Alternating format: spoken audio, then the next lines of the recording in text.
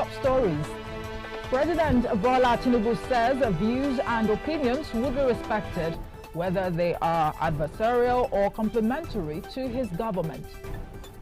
Abiodun says his administration would continue to prioritize the welfare of its serving and retired personnel. Muslim rights concern, Murik urges federal government to reform Nigerian marriage laws. Details coming up shortly.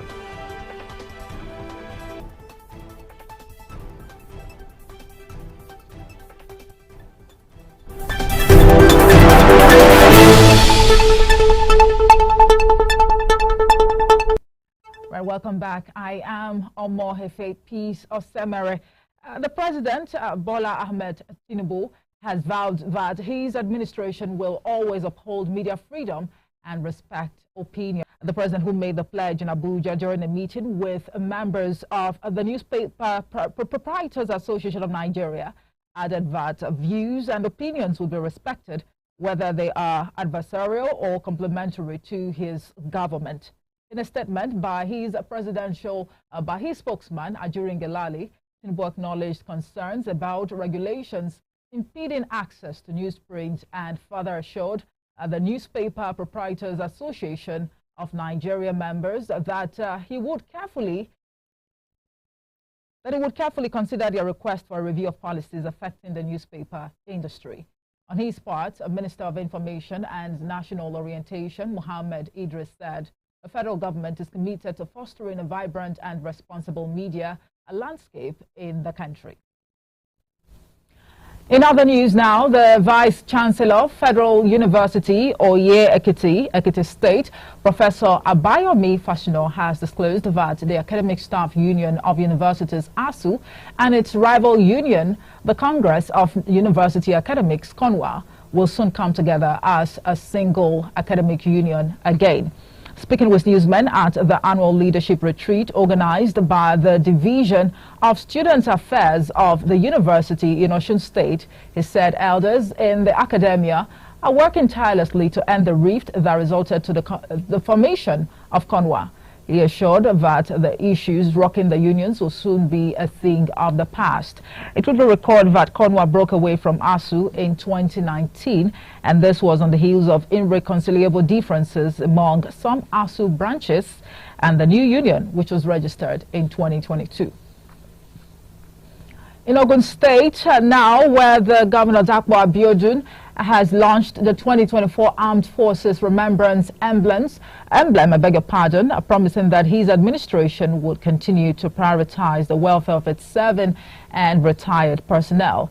Abiodun, at the launch of the emblem at the governor's office, Okemoshan Abiyokuta, called on Nigerians to extend their support and care to the families left behind by the fallen heroes. The governor, who donated 10 million naira to the legionaries, also promised to look into the accommodation request of the legion, adding that a befitting edifice would be made available for them. Now let's head on to other matters. The Muslim rights concern, Murik, has urged the federal government to reform Nigerian marriage laws that will allow married women bear their fathers' names. The group's executive director, Professor Ishaq Akintola, who made the call in a statement, said the current practice where married women are forced to bear the husband's surnames is gender discriminatory, archaic and oppressive. Professor Ishaq, while condemning the current practice, advocated for the adoption of women-friendly Islamic practice, which allows married women to bear their father's surnames after marriage. Right, you're watching news analysis on Politics and Business TV. Still to come, residents of Rivers State heave a sigh of relief as President Bola Tinubu again reportedly hold talks with the immediate past and present governor of the state. Details after this break. Do join us again.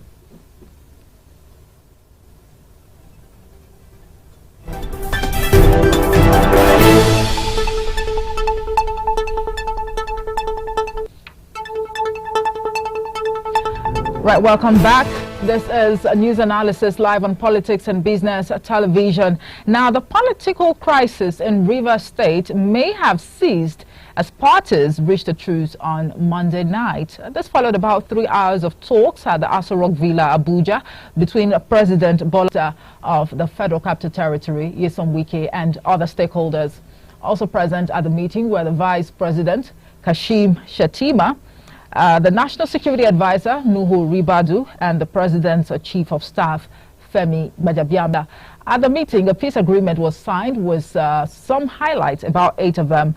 One of them says all matters instituted in the court by the Governor of Rivers State, Sir Fubara, and his team in respect of the political crisis in Rivers State shall be withdrawn immediately. All impeachment proceedings initiated against the Governor of Rivers State by the Rivers State House of Assembly should be dropped.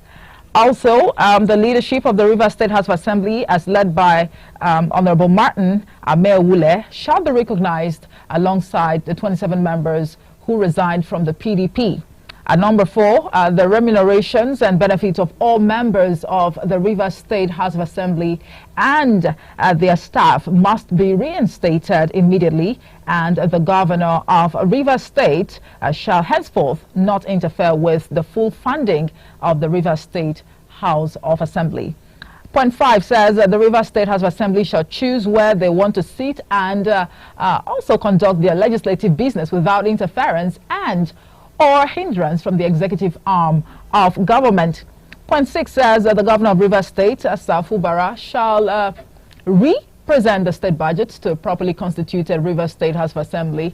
At number 7, the names of all commissioners in the Rivers State Executive Council who resigned their appointment, of course, because of the political crisis in the state, should be resubmitted to the House of Assembly for approval.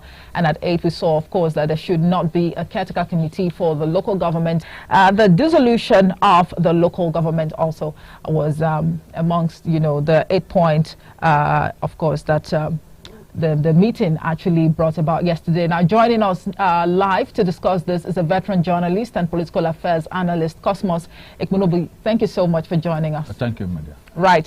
I think last week we discussed, the face-off between the state governor, Fubara, and, of course, his godfather, quote-unquote, who is now the FCT minister, Nyesom Wike. Well, it's been a tussle, one would say.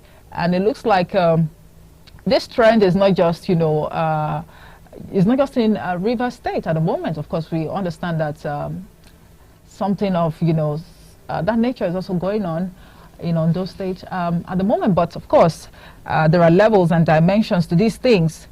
First of all, will it be right to at least applaud the president, first of all? Of course, he says he's a unifier. Again, he's come into the picture to see how peace can reign. Yeah, I will first and foremost commend the president for taking that initiative, and then to also commend every other person that may have participated in that meeting. All that we're saying is that there must be peace in Rivers State. Though the meeting, or the truth, so to say, somehow is coming rather too late, because a lot of things happened in Rivers State. So much damage, so much political acrimony, and youth have been. One begin to wonder how they are going to really reconcile at the end of the day, because it's not about holding a meeting and signing an agreement. Nigerian system, we only try to treat symptoms at times. There are other undercurrents that gave rise to some of these things, which that meeting did not really address. So when you say, for instance, there will be no, they should drop impeachment process, that the governor should also represent the budget and recognize the other faction that have left, without really gauging the mood of this other group that have tasted power and that we are there with the governor when the fight was tough. Some of them may feel betrayed, so to say, that we have gone ahead to reconcile, and then these other people will now begin to see them as enemy. But when you look at the whole scenario, one will begin to ask, with this 8-point agenda that was signed by these two factions or these two groups, will it in itself address the problem in Rivers State? Of course, there's already mutual suspicion. There's no way the relationship will be the same, whether you like it or not. It is a matter of time that these things will start all over. After all, there was an attempt before now by the president to really wade into the situation, and that thing didn't even yield any fruit before this one. So you think this whole meeting yesterday is just a charade or something? Yes, because I just said here where they only address the symptom of a sickness without really addressing the sickness itself. Something gave rise to some of these things. All right, could you please help us get a sense of what the root cause of this, if we're, because there's no official statement as to what may have caused all this problem, but from what we've gathered from some of the key players, it has to do with godfatherism, godfather and the godson's agreement. It was this agreement that has to do with what you give me and what I will take at the end of the day. So the godfather has started taking those things only for the godson to realize that no, with this kind of arrangement, he will go nowhere, and begin to question some of them. Is this agreement, will it involve amount to the godson now going to obey the so-called agreement? If you refuse to obey this agreement, it means that the problem will resurface or continue. Yeah. Yes.